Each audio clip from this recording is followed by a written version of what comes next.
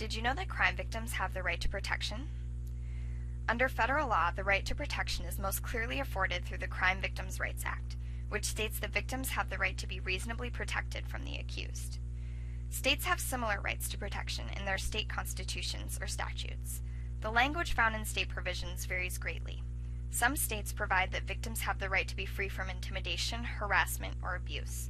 Other states grant broad constitutional rights to protection. Regardless of the specific language, this right is designed to safeguard victims' physical safety and mental and emotional health. It's premised on the notion that victims know what protections they need to be safe, and it enables victims to ask courts for what they need in order to ensure their protection.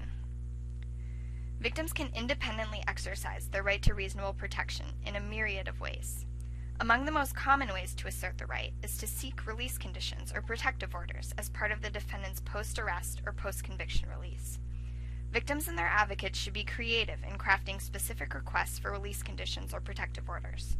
Courts have broad discretion to tailor conditions to meet victim-specific needs. For example, victims may request an order that forbids the accused from going near the victim's child's school, or the victim can request that the defendant is forbidden from contacting the victim, including over social media websites.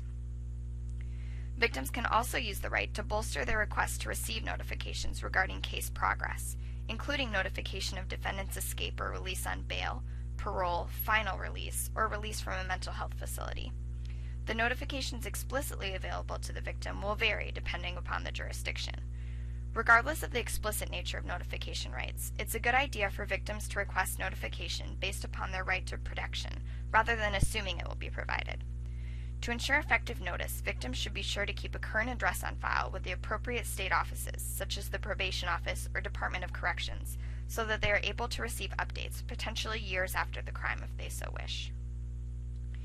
Because the right to reasonable protection is broad and may be implicated throughout criminal justice proceedings, it may also allow a victim to have a support person with them while witnessing or testifying in proceedings, or allow the victim to stay in a separate waiting area than the defendant. Additionally, the right to reasonable protection may be invoked to stop disclosure of personal information that could jeopardize the victim's safety or health. Victims can assert their right to reasonable protection on their own accord, through their attorney, or through the prosecutor. Ultimately, the right to reasonable protection enables victims to ask the court for the specific measures they need to stay safe. The right ensures that victim safety and protection is more than a mere afterthought in the process. Now you know a little bit more about the right to reasonable protection. For more information, NCVLI has published a number of in-depth bulletins, including one that addresses 12 common victims' rights. These are available for download on our website in the Law Library. NCVLI can also provide more specific information and resources to members of the victims' rights community. To submit a request for assistance, please visit our website and fill out the online request form. Victims deserve to be treated fairly in the criminal justice system. NCVLI is here to help.